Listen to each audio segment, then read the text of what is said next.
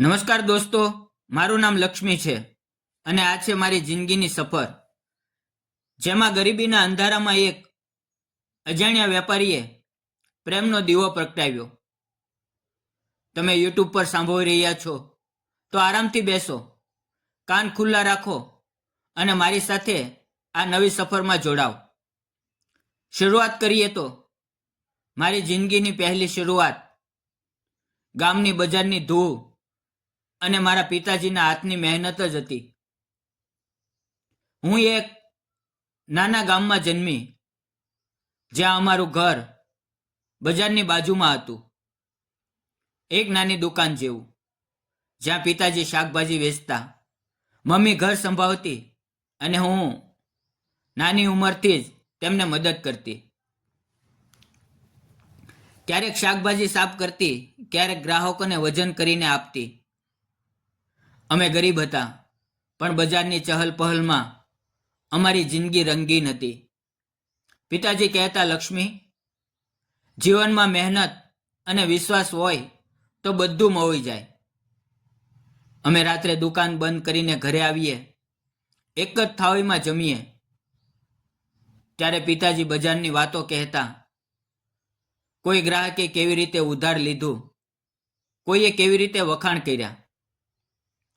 ગરીબીમાં પણ અમને લાગતું કે અમે ખુશ છીએ, કારણ કે બજારમાંથી આવતા તાજા ફળો અને લોકોના હાસ્યમાં જ અમારી દુનિયા હતી. મારા 22 વર્ષની ઉંમરે લગ્ન થયા.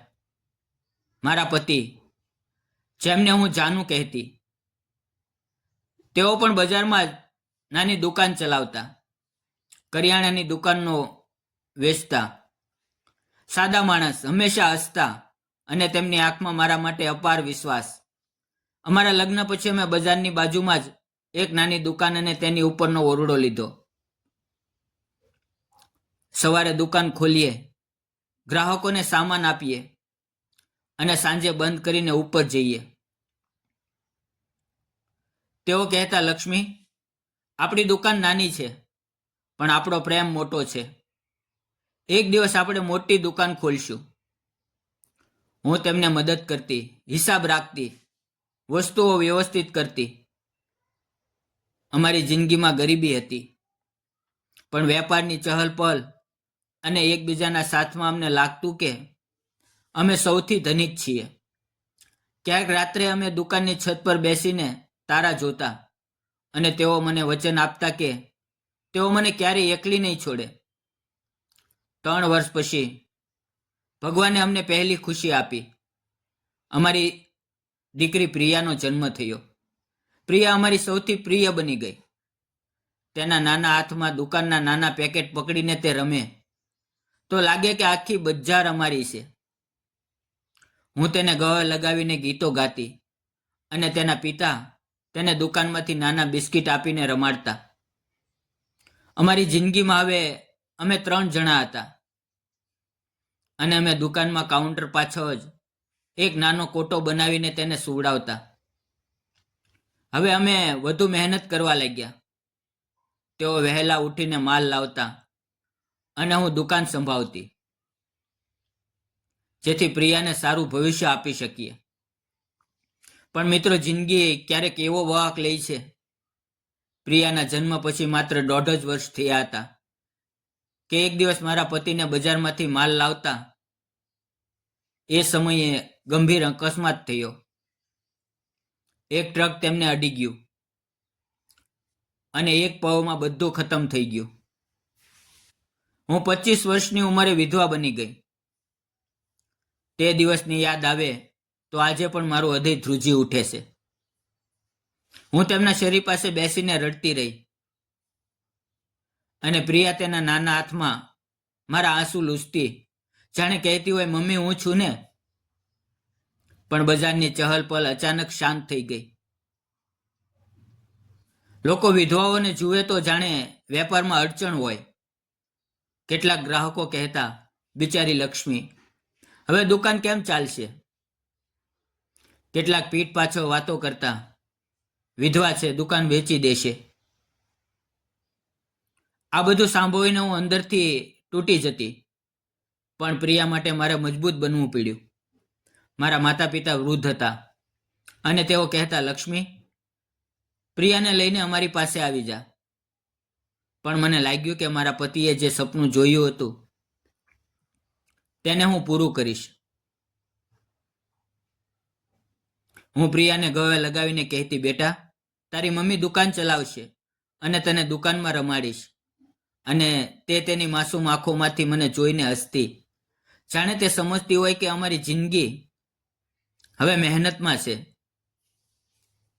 મિત્રો, નવી શરૂઆત કરવી બહુ મુશ્કેલ હતી. મારા પતિ છોડીને ગયા, તેમાંથી નાની દુકાન અને થોડો માલ હતો. હું તેને ચલાવવા લાગી. સવારે વહેલા ઉઠીને માર્કેટમાંથી માલ લાવવો, પ્રિયાને તૈયાર કરવું અને દુકાન ખોલવું. ગામ અને આસપાસના લોકો મારી પાસે આવે. પણ આર્થિક સંઘર્ષ તો દરરોજનો હતો. ક્યારેક માલ વેચાય નહીં તો ઉધાર લેવું પડે. ક્યારેક પ્રિયાને નવા કપડાં ન આપી શકું તો અંદરથી દુઃખ થાય. હું દુકાનમાં બેસીને હિસાબ રાખતી, ગ્રાહકોને સ્મિત આપતી. પણ રાત્રે જ્યારે પ્રિયા સૂઈ જાય તો હું દુકાનના કાઉન્ટર પર માથું ટેકવીને રડતી અને વિચારતી, ભગવાન આ વેપારની લડતમાંથી ક્યારે મુક્તિ મળશે. પણ હું જાણતી હતી કે વિધવા તરીકે મારે દુકાનને બચાવવી પડશે અને પ્રિયાને ભણાવીને મોટી બનાવવી પડશે. આ જ રીતે મહિનાઓ વીતી રહ્યા હતા. પ્રિયા હવે 3 વર્ષની થઈ અને તે દુકાનમાં જ મારી સાથે રમતી. હું તેને નાની નાની વસ્તુઓમાંથી ખુશ કરતી. ક્યારેક દુકાનમાંથી એક ચોકલેટ, ક્યારેક બજારનું એક રમકડું. પણ જિંદગીમાં એકલતા અને આર્થિક તંગીનો બોજ વધતો ગયો. બજારના અન્ય વેપારીઓ મારી મદદ કરતા, પણ કોઈ વાસ્તવિક સહારો નહોતો. અને પછી એક દિવસ જિંદગીએ એક અજાણ્યા વેપારીને મોકલ્યો. તેનું નામ કમલેશ.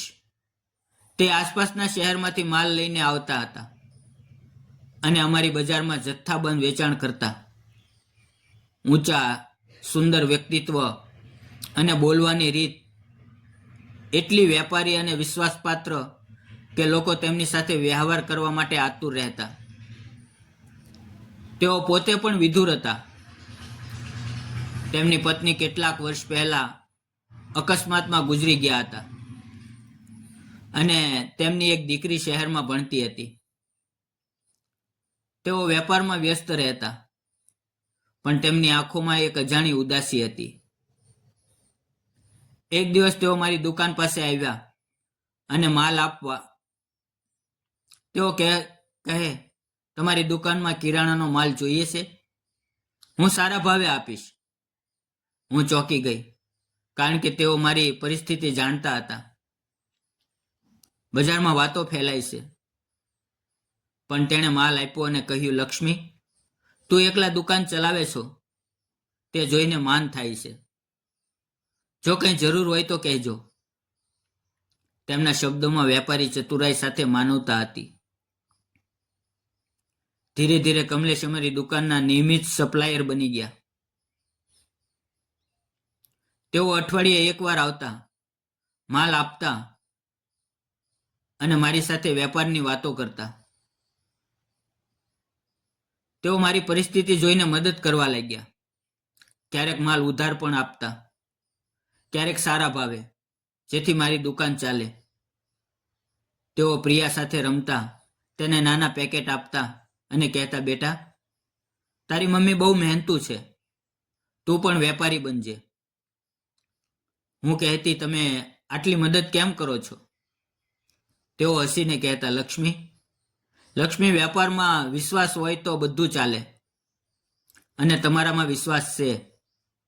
તમે નિષ્ઠાથી દુકાન ચલાવો છો. તેઓની મદદથી મારી દુકાન વધવા લાગી. તેઓ મને વેપારની ટિપ્સ આપતા, કયો માલ વધુ વેચાય, કેવી રીતે ગ્રાહકોને આકર્ષવા.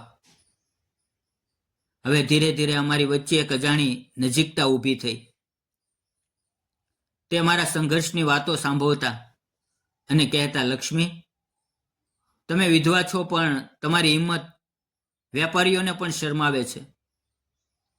મને લાગતું કે આ માણસ વેપાર સાથે એક નરમ હૃદય છે. એક વરસાદી સાંજે જ્યારે બજારમાં પાણી ભરાઈ ગયું અને ગ્રાહકો ઓછા હતા, કમલેશ આવ્યો. તેઓ આજે થોડા અલગ લાગતા હતા. પ્રિયા દુકાનમાં સૂતી હતી. મેં પૂછ્યું, કમલેશ, આજે માલ નથી લાવ્યા? તેઓ ધીમેથી બોલ્યા, લક્ષ્મી, હું તમારી બહુ ઇજ્જત કરું છું. તમે જે રીતે દુકાન અને પ્રિયાને સંભાળો છો તે જોઈને મનમાં વિશ્વાસ જન્મ્યો છે. હું શાંત રહી. તેઓ આગળ બોલ્યા, મારા જીવનમાં પણ ખાલીપો છે. મારી પત્નીના ગયા પછી વેપારમાં જ વ્યસ્ત છું. આપણે એકબીજાનો સહારો બની શકીએ. વેપારમાં સાથે, જીવનમાં સાથે. મારા હાથમાંથી હિસાબની પોથી પડી ગઈ. તેઓ કહેતા ગયા, લક્ષ્મી, હું તારી સાથે લગ્ન કરીને, પ્રિયાના પિતા બનીને અને તમારી દુકાનને મોટી બનાવીને સહારો આપીશ. મારા હૃદયમાં વરસાદ જેવી લાગણીઓ વરસી. મેં કહ્યું, કમલેશ, હું વિધવા છું, ગરીબ દુકાનદાર. સમાજ અને બજાર શું કહેશે? તેઓ હસ્યા. લક્ષ્મી, વેપારમાં વિશ્વાસ હોય તો સમાજ પણ સ્વીકારે, અને અમારો પ્રેમ વેપાર જેવો નિષ્ઠાવાન છે.